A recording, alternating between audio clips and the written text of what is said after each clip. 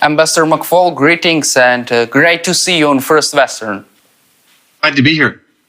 I would like to start with your last article for the Washington Post. You wrote an article with the title, "Vladimir Putin doesn't think like we do." Are there lots of people in the West who think that Russian president has a Western mind? Well, I actually wrote that piece before the war, but then recirculated it because I do fear that sometimes when I hear officials, experts, commentators in my country talk about Vladimir Putin, they talk about him as a kind of transactional political leader. They talk about him as somebody that a deal can be cut. And in particular, with respect to your country, they talk about him with respect to he can be appeased. If you would just give him Crimea, some people say, then he would be placated. He'd be okay.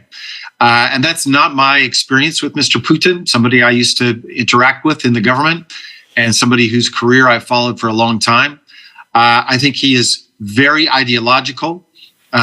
He has certain ideas about the world. I think they're very flawed ideas, but he's motivated by those ideas and not just about some cost-benefit analysis, either for himself or for his country.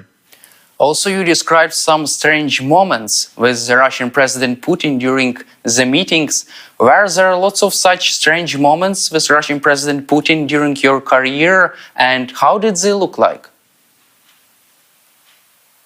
Well, the strange moments to me were always his incredible paranoia about democratic ideas, democratic leaders, democratic countries. And without question, he's paranoid, first and foremost, about a democratic Ukraine. That's what scares him the most about Ukraine, is practicing democracy and being a free country. And here's why. Because he tells his people at home that Russians are different, that we're not like the people in the West. We don't have the same values. He told President Biden, back then he was Vice President Biden, but I remember very vividly in March of 2011 when we met, and he said, the mistake we make in the West is that we look at people like Putin, and because they look like us, we believe that they think like us. But he said, but I don't think like you. Putin himself said that.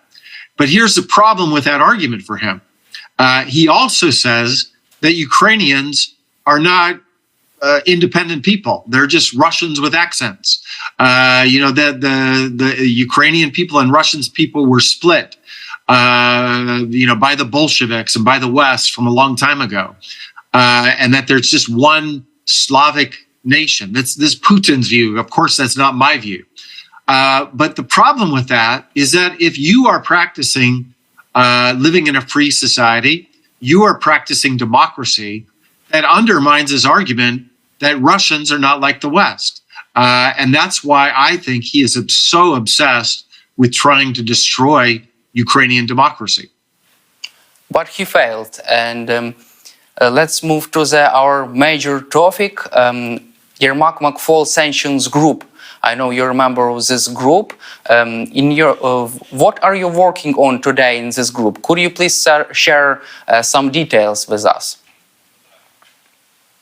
We started this group as an independent group of outsiders giving advice to governments, the Ukrainian government, but not only, all governments that want to interact with us, about our ideas for how to increase sanctions on Russia, to decrease the resources that Putin has to fight his war in your country, and therefore to speed up the end of the war. And I think that's very important for people to understand. That's what the sanctions, from my point of view, are all about. They're not to try to change Putin's mind. I don't think that's possible.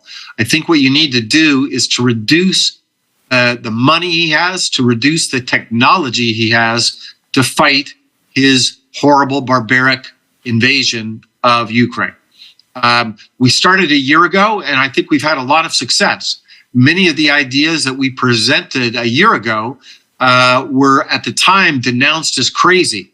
No way could that happen. No way could Europe, for instance, stop importing Russian oil and gas. And yet, if you look at where we're at today, many of the ideas have been implemented. And I give that's a great achievement to the sanctions coalition for what they have done. However, tragically, as you well know, the war continues, Putin's invasion continues, his occupation continues. So we believe that there are new sanctions that should be adopted. And so recently, we write many papers, right? I want to emphasize we've written about a dozen papers so far, collectively sometimes, individually sometimes. But recently we published what we call Action Plan 2.0, which is a 30-page document with a dozen chapters outlining the new sanctions that we think the democratic world should implement to try to decrease the resources that Putin has to fight his war. And I was very pleasantly pleased to see that the G7, when they met in Hiroshima, Japan, just a few days ago, actually adopted many ideas that we have been talking about, particularly with respect to limiting technology transfer to Russia and by trying to enforce more rigorously the sanctions that are already in place. We will cover G7 summit, but I will like also to cover the sanction process. What are the most important measures, in your opinion, what should be imposed by Western governments? So in our action plan, there are lots of ideas, over 200 ideas that we have for new things to do, but you asked me about the most important. And I would say 3 or 4 big ideas. One, currently the G7 has imposed a price cap on the trade of Russian oil at $60 a barrel. That's been effective. That means that countries are buying oil at a lower price. And by the way, friends of Russia, like China, are actually buying it at a deep discount. And that's good news, but we think more should be done. We think the price cap should be reduced to $30 a barrel. Number 2, we think that the Western world and the United States should declare Russia a state sponsor of terrorism, because in doing so, that would further isolate the Russian economy. Number 3, there are estimates of $360 billion of assets of the Russian central bank that are currently in banks in the West. We believe, and they have been frozen, and that was a good move by the G7. We now think that those assets should be transferred to Ukraine to help rebuild Ukraine, that they should not be given back to Russia. And number 4, we outline just hundreds of new individuals and banks that we think should be sanctioned. And in particular, Russian banks, there are just too many Russian banks that haven't been sanctioned. We think they should be tightened so that it makes it harder for them to do transactions with the outside world. Do you believe that Western sanctions could really force Russia to stop the war and withdraw its forces? Could such sanctions really cause a collapse of Russian economy?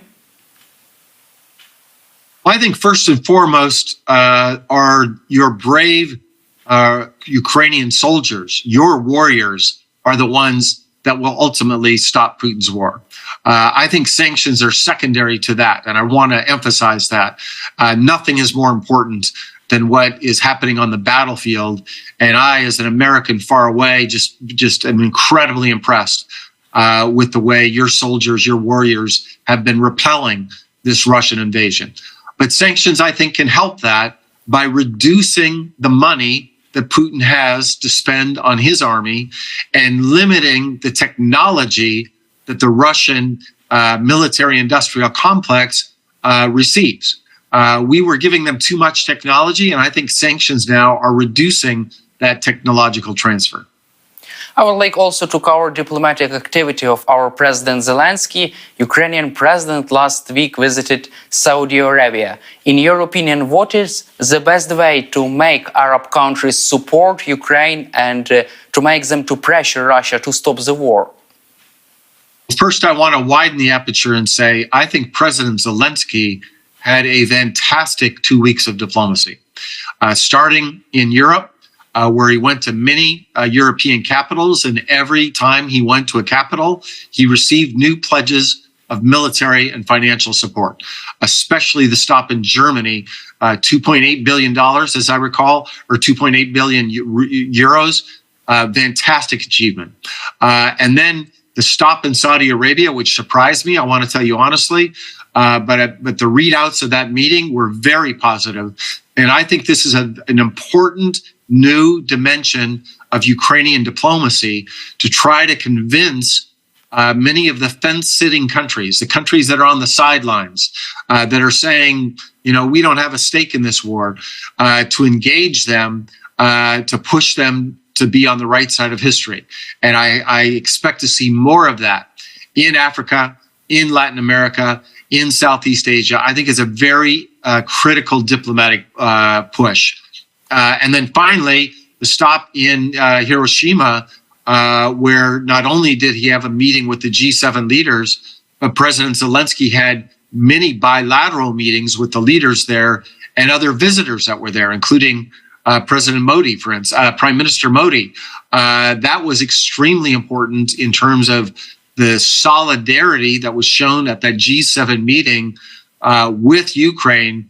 And I would just contrast that with the Russian Prime Minister's visit to Beijing, where you just do not see the level of engagement and support for Russia that President Zelensky achieved in the last 2 weeks with many important countries and an important multilateral meeting of the G7.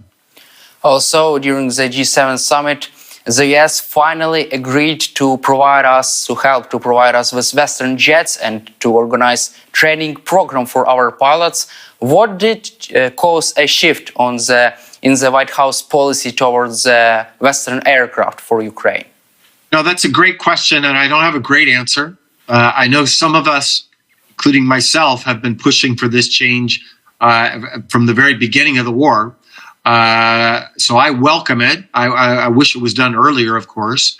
But I think it signals that President Biden and his team are coming to realize that over the years that Ukraine will eventually switch over to all platforms that will be American and European and switch off of the old Soviet platforms and Russian platforms, right? So from MiG-29s to F-16s, from S-300s in terms of missile defenses to Patriots, and maybe to our even more precision, longer-term system called THAAD, from Russian Soviet-style tanks to American and French and German-style tanks. And I think this is a really welcome change that eventually means, I believe, in years to come, 3 to 5 years, Ukraine will have one of the most sophisticated, well-trained, experienced armies in Europe, and will, as they are doing now, will continue to provide security, not just for Ukraine, but for all of European countries. And we should welcome this transition. Also, Great Britain and France have provided us with long-range missiles. Could the US also change its position towards long-range capabilities and provide us with ATACMS long-range systems? Well, I most certainly hope so. I've been pushing for that for a long, long time.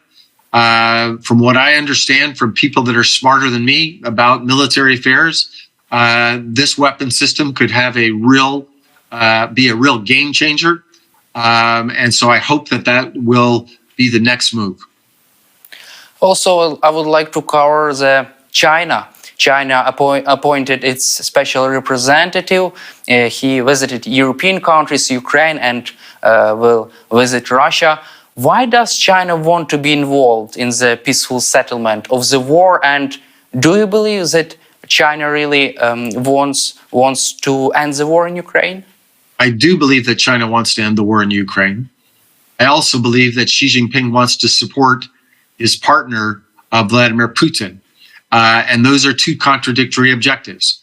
And that's why I think you see kind of schizophrenic foreign policy from China today with respect to the war. They could be doing a lot more. They could be much more definitive in criticizing Putin's invasion.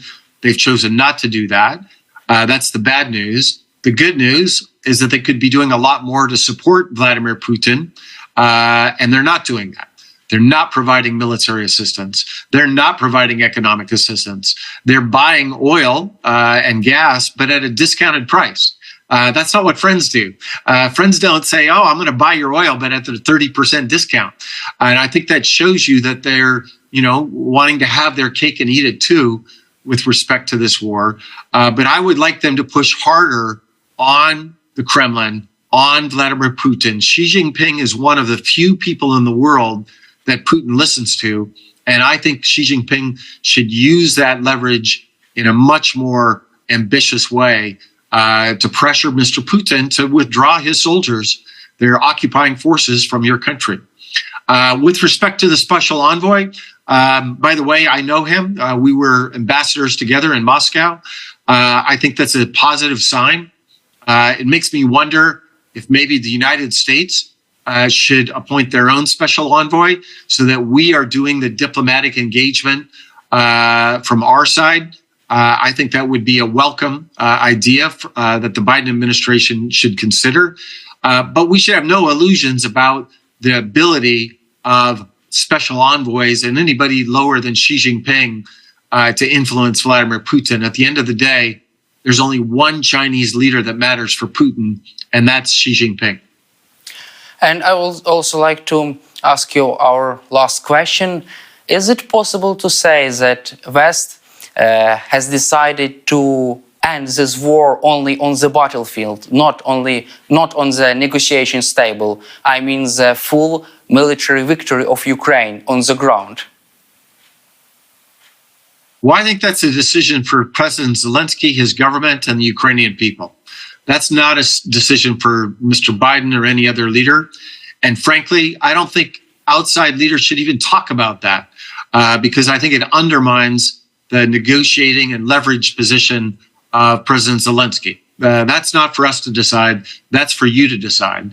Having said that, I personally support President Zelensky's peace plan. He's put out a peace plan. The world should take it much more seriously.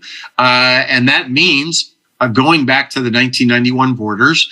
And I get the suspicion, the feeling that the West now understands that without major military victories on the battlefield, there will be no chance for a negotiated solution. And so I welcome the enhanced military support. I think that is a strong signal that the West has now come to accept President Zelensky's argument about how this war should end. And I hope that support will continue to be sustained. And will such support continue as long as it takes? How could U.S. election process influences the support of our country? Well, there's no question that there are declared presidential candidates that have a different view from President Biden about supporting Ukraine in this war. And the most important one, of course, is Mr. Trump. He has a very different view. And I think should he be re-elected as president, there would be a change in policy. I hope that doesn't happen. I hope Mr. Biden is re-elected. That's who I voted for the last time. I worked for him, and I think I support what he's doing on foreign policy and domestic policy. And the American people will have to decide that. Having said all that, I also believe that even if Mr. Trump is reelected, that there will not be an immediate reversal for several reasons. Number one, not everybody in the Republican Party agrees with Mr. Trump about what he said about Russia's, Putin's invasion of Ukraine. Number two, even if they all agreed, we don't live in a dictatorship. We don't elect monarchies that just decide everything. We have the U.S. Congress, we have the American people, we have the media, we have NGOs, and I think it won't be so easy for Mr. Trump to change course.